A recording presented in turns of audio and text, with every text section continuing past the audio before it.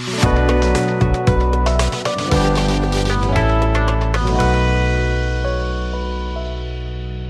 Everyone, this is Gaurav here and welcome back to the channel. क्या हाल है भाई सभी के? एकदम सब बढ़िया। तो देखो, बेसिकली मैंने दो वीडियो में आप लोगों को बताया था कि प्रीवियस ईयर क्वेश्चन पेपर यानी 2023 में क्या क्या क्वेश्चन पूछा गया है, और आप लोगों को बताया था मैंने इस साल का यानी 2024 का इकोनॉमिक्स का मॉडल पेपर। अब बारी है सब्जेक्टिव क्वेश्चन करने का। तो देखो, आप लोगों का प्यार, आप लोगों का सपोर्ट से यूट्यूब फैमिली को 900 सब्सक्राइबर कंप्लीट होने वाला है, और जल्दी ही 1K भी हो जाएगा। बस आप लोग अगर चाह लिए तो 1K हो सकता है। तो प्लीज मेरा रिक्वेस्ट है आप लोगों से कि ज्यादा से ज्यादा शेयर करो अपने सारे दोस्तों तक ये video. Subjective important question, viral question का बहुत हद तक चांस है इस टाइप का क्वेश्चन आप लोगों का एग्जाम में पूछा जाएगा, और जल्दी जल्दी यूट्यूब फैमिली को 1K तक पहुंचाओ। तो चलिए आज का वीडियो स्टार्ट करते हैं और देखते हैं इंपॉर्टेंट सब्जेक्टिव क्वेश्चन क्या है। तो क्वेश्चन नंबर 1 क्या है? देखो, define macro economics. Macro economics क्या होता है? देखो, इकोनॉमिक्स का दो पार्ट, एक व्यष्टि अर्थशास्त्र और एक समष्टि अर्थशास्त्र, यानी एक मैक्रो इकोनॉमिक्स और एक माइक्रो इकोनॉमिक्स। मैक्रो में क्या होता है कि जब हम लोग पूरा होल इकोनॉमी का बात करते हैं वो होता है मैक्रो इकोनॉमिक्स, यानी सारे इंसान का इनकम, सारे पूरा इकोनॉमी का एम्प्लॉयमेंट लेवल, सारा इंसान कितना प्रोड्यूस कर रहा है, तो ये सब हम लोग रखते हैं मैक्रो इकोनॉमिक्स में। माइक्रो इकोनॉमिक्स में क्या रखता है? Individual income, individual demand, individual supply. समझ गए? तो सारा कुछ माइक्रो में बात करेंगे एक व्यक्ति को लेकर के यानी इंडिविजुअल को लेकर के, और मैक्रो में बात करेंगे एज अ होल यानी एग्रीगेट डिमांड, एग्रीगेट सप्लाई, ये सब। ठीक है। Define flow. फ्लो क्या होता है? देखो, एक होता है मनी फ्लो, एक होता है रियल फ्लो। रियल फ्लो में क्या होता है कि flow of goods and services, और क्या बोलते हैं, मनी फ्लो में क्या होता है? Flow of money with in the sectors of the economy. ठीक है। तो सेक्टर्स ऑफ द इकोनॉमी के बीच में अगर मनी का फ्लो हो तो उसको कहते हैं मनी फ्लो, और अगर गुड्स और सर्विसेज का फ्लो हो उसको कहते हैं हम लोग कैपिटल, सॉरी, रियल फ्लो। ठीक है। अब देखो, सेक्टर्स कितना टाइप का होता है इकोनॉमी में? इकोनॉमी में सेक्टर होता है, अगर इकोनॉमी ओपन इकोनॉमी है तो चार सेक्टर होता है। क्या क्या? एक होता है हाउस होल्ड सेक्टर, एक होता है फॉर्म सेक्टर, एक होता है गवर्नमेंट सेक्टर, और एक होता है रेस्ट ऑफ द वर्ल्ड यानी एक्सटर्नल सेक्टर, अगर इकोनॉमी ओपन है तो। और अगर इकोनॉमी क्लोज्ड इकोनॉमी है तो तीन सेक्टर, हाउस होल्ड, फॉर्म और गवर्नमेंट। और हाउस होल्ड सेक्टर को क्या कहा जाता है पता है? ओनर्स। किसका ओनर्स? फैक्टर्स ऑफ प्रोडक्शन का। ठीक है, इतना समझ गए? अब हम लोग क्या बात कर रहे हैं? देखो, अब देखो बात करेंगे फैक्टर्स ऑफ प्रोडक्शन कितना होता है। फैक्टर्स ऑफ प्रोडक्शन चार होते हैं। क्या क्या sir? Land, labour, capital, entrepreneur. Land, labour, capital और एंटरप्रेन्योर। ठीक है। तो ये चार होता है क्या मेरा फैक्टर्स ऑफ प्रोडक्शन। ठीक है। तो चलो याद रखना। ठीक है, वेरी गुड। क्वेश्चन नंबर 4 का बात करेंगे। क्या? What is investment? इन्वेस्टमेंट क्या होता है? अगर मेरा जो कैपिटल है अगर वो एक अकाउंटिंग ईयर में इंक्रीज हो जा रहा है, एक अकाउंटिंग ईयर यानी इस साल का 1 अप्रैल से लेकर के अगले साल का 31 मार्च, ये होता है अकाउंटिंग ईयर। तो अगर एक अकाउंटिंग ईयर में हम लोगों का जो कैपिटल है वो अगर इंक्रीज हो जा रहा है, हम लोग का जो पूंजी है वो अगर इंक्रीज हो रहा है, तो जितना से इंक्रीज हो रहा है उसको कहेंगे इन्वेस्टमेंट। जैसे फॉर एग्जांपल मान लो कि मेरे पास 3 लाख कैपिटल था, एक साल बाद देखे कि मेरे पास 4 लाख कैपिटल हो गया, तो कितना से इंक्रीज हुआ? 1 लाख से, तो वो 1 लाख मेरे इन्वेस्टमेंट है। यानी इसको लिखेंगे कैसे? The net increase in the available stock of capital in an economy in an accounting year. अगर एक इकोनॉमी में आपका कैपिटल बढ़ रहा है एक अकाउंटिंग ईयर में तो उसको कहेंगे इन्वेस्टमेंट। Very good. चलो बात करें क्वेश्चन नंबर 5 का। देखो वीडियो जरा सा लंबा होने वाला है, कीप पेशेंस। ठीक है, बस यही रिक्वेस्ट है। सारा क्वेश्चन समझाएंगे, बारीकी से समझाएंगे। ठीक है। National income. Sir national income symbol क्या होता है? एनएनपीएफसी। एनएनपीएफसी ये होता है नेशनल इनकम का सिंबल। और डोमेस्टिक इनकम का क्या होता है? एनडीपीएफसी। देखो दोनों में फर्क किसका है? एक डी का बीच में और एक एन का। तो अगर बीच में डी लग गया तो डोमेस्टिक इनकम, एन लग गया तो नेशनल इनकम। तो नेशनल इनकम का क्या होता है? The sum total of all the goods and services produced by the residents of a country with in the domestic territory of a country is called national income. देखो, national income का मतलब होता है जितना भी आप लोग सामान बना रहे हैं तो वो कौन बनाएगा? अगर इंडिया में लोग रहते हैं तो इंडिया के लोग बनाएंगे और इंडिया के अंदर बनाएंगे, तो सारा को टोटल करके हम क्या बोलेंगे? National income. समझ के बात को? अब देखो क्वेश्चन नंबर 6 क्या है? What is barter system? Barter system में क्या होता है? बार्टर सिस्टम में होता है, it is a type of system in which goods are exchange for goods और commodity are exchange for commodity, यानी सामान के बदले हम लोग क्या सामान एक्सचेंज करते हैं। डिफाइन स्टैट्यूटरी लिक्विडिटी रेशियो, ये तो आप लोगों को बैंकिंग चैप्टर में मिल जाएगा, ठीक है। अच्छा देखो, आप लोग एक क्वेश्चन और करना है इसमें, ठीक है। What do you mean by commercial bank, ठीक है, और what are its function, commercial bank क्या होता है और उसका फंक्शन क्या होता है, ये क्वेश्चन आप लोग कीजिएगा, लिख लीजिए, अगर कॉपी में लिख रहे हो ना तो लिख लो कि what is commercial bank question mark explain its functions, ठीक है, पहला। दूसरा क्वेश्चन लिख लो what do you mean by central bank और एक्सप्लेन इट्स फंक्शन, ठीक है। चलो, कैश रिजर्व रेशियो क्या होता है? देखो, कैश रिजर्व रेशियो क्या होता है कि मिनिमम, जैसे मान लो कमर्शियल बैंक के पास 10 लाख रुपया डिपॉजिट है, उस 10 लाख का कुछ परसेंटेज सेंट्रल बैंक के पास जमा रखना पड़ता है, वो रूल है। क्या बोले? कमर्शियल बैंक का डिपॉजिट का कुछ परसेंटेज सेंट्रल बैंक के पास जमा रखना होता है, वो एक रूल है, स्वाहा, ठीक है। चलो, अब बात करिए क्वेश्चन नंबर 9 का। What is direct tax? Direct tax कौन होता है? सर, जो सहेगा वही भरेगा। जैसे मान लो इनकम टैक्स, तो आप पैसा कमा रहे हैं, आपका टैक्स तो मैं नहीं भरूंगा, आपका टैक्स तो आप ही भरोगे, तो जो सहेगा वो भरेगा, वो होता है डायरेक्ट टैक्स। यानी इनकम टैक्स कैसा टैक्स है? Direct tax. लेकिन जीएसटी, जीएसटी इनडायरेक्ट टैक्स है, लगाता मैन्युफैक्चरर है और भरता कौन है? अल्टीमेट कंज्यूमर है। देखो, मैन्युफैक्चरर बेचेगा होलसेलर को, तो होलसेलर से पैसा ले लेगा वो, फिर होलसेलर बेचेगा रिटेलर को, तो रिटेलर से होलसेलर पैसा ले लेगा जीएसटी का, फिर रिटेलर बेचेगा कंज्यूमर को, तो कंज्यूमर से भी कौन? रिटेलर पैसा ले लेगा। यानी लगाया कौन? मैन्युफैक्चरर, और लास्ट कौन है? कंज्यूमर। यानी हम लोग के बाद कोई और भी आता है क्या? नहीं, यानी लगाया मैन्युफैक्चरर, सहा मैन्युफैक्चरर, लेकिन भरे हम लोग। तो जो सहता है वो नहीं भरता है, उसको कहते हैं इनडायरेक्ट टैक्स, और जो सहता है वही भरता है, उसको कहते हैं डायरेक्ट टैक्स। यानी जो इम्पैक्ट और इंसिडेंस है, इम्पैक्ट मतलब जिसके ऊपर लगेगा, और इंसिडेंस जो सहेगा मतलब जो भरेगा, वो दोनों अगर सेम व्यक्ति हो, impact and incidence are the same person, तो उसको कहते हैं डायरेक्ट टैक्स, और इम्पैक्ट एंड इंसिडेंट में बी अनदर पर्सन, तो उसको कहेंगे इनडायरेक्ट टैक्स। अच्छा,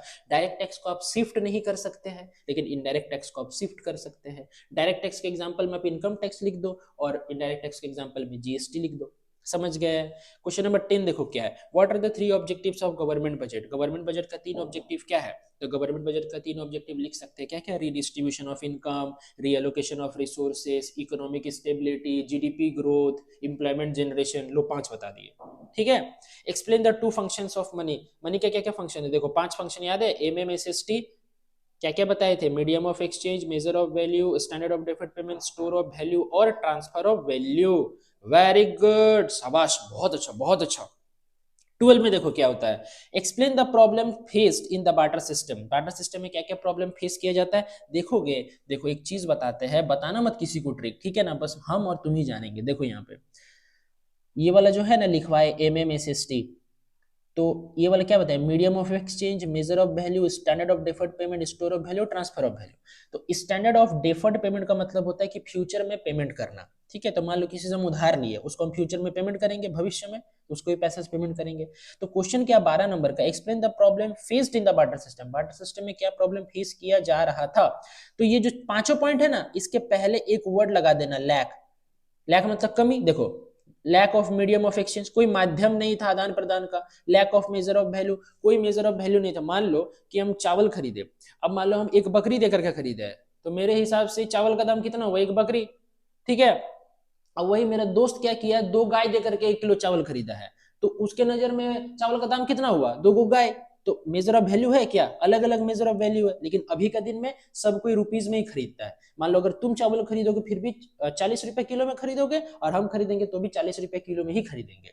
समझ गए बात को?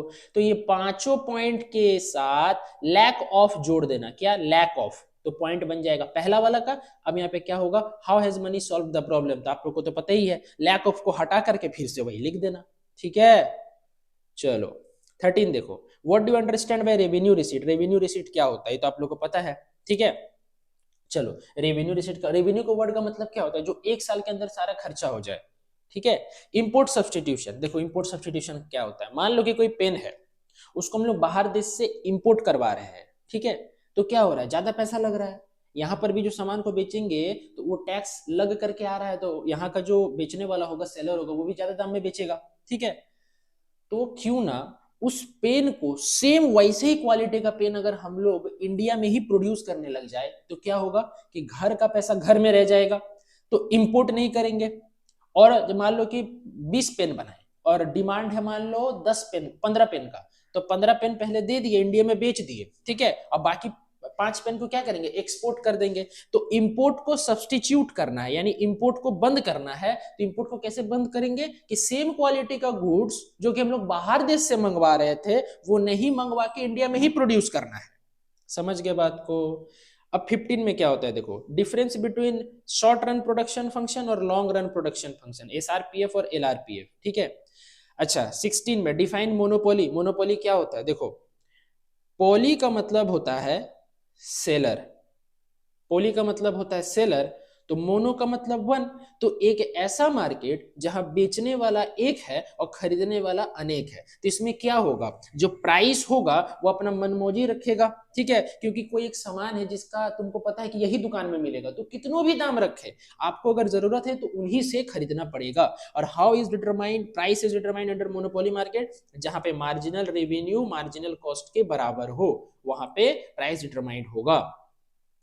Explain the law of variable proportion. Law of variable proportion क्या होता है, देखो लॉ ऑफ वेरिएबल प्रोपोर्शन होता है कि जब ज्यादा से ज्यादा फिक्स फैक्टर वेरिएबल फैक्टर के साथ कंबाइंड होता है, ये है प्रोडक्शन फंक्शन का चैप्टर का क्वेश्चन, जब ज्यादा से ज्यादा फिक्स फैक्टर वेरिएबल फैक्टर के साथ कंबाइंड होता है तो एक स्टेज ऐसा आता है जहां पे MP of variable factor becomes decline, zero and then negative. MP क्या होता है, मार्जिनल प्रोडक्ट जीरो हो जाता है, ठीक है, घटते घटते जीरो हो गया और फिर क्या हो जाता है, नेगेटिव हो जाता है। समझ गए, घटना स्टार्ट करेगा, मान लो कि पहले 15 था, अब 14 हो गया, फिर जीरो हो गया, देखो ये घटा, ऐसा घटा कि जीरो हो गया और उसके बाद मान लो -14 तो नेगेटिव हो गया, ठीक है। तो ये था लॉ ऑफ वेरिएबल प्रोपोर्शन। अच्छा फीचर्स क्या है पीसी मार्केट का, ये भी आप लोगों को पता है। लॉ ऑफ डिमांड क्या है, ये भी पता है। Other thing remaining constant when price of a good increases then it demand falls और वाइस वर्सा। वाइस वर्सा का मतलब ठीक उल्टा, अगर प्राइस बढ़ रहा है तो डिमांड घट रहा है, इसका उल्टा क्या होगा, प्राइस घट रहा है तो डिमांड बढ़ रहा है। तो अगर कोई पूछेगा प्राइस और डिमांड में यानी कीमत और मांग में कैसा रिश्ता होता है, तो ऋणात्मक यानी नेगेटिव रिलेशनशिप, इनवर्स रिलेशनशिप होता है। Very good. 20 देखो, when the value of MPC 0.3 then the value of MPS is, देखो ये चीज पता हम लोग को, MPC plus MPS is equals to 1 होता है।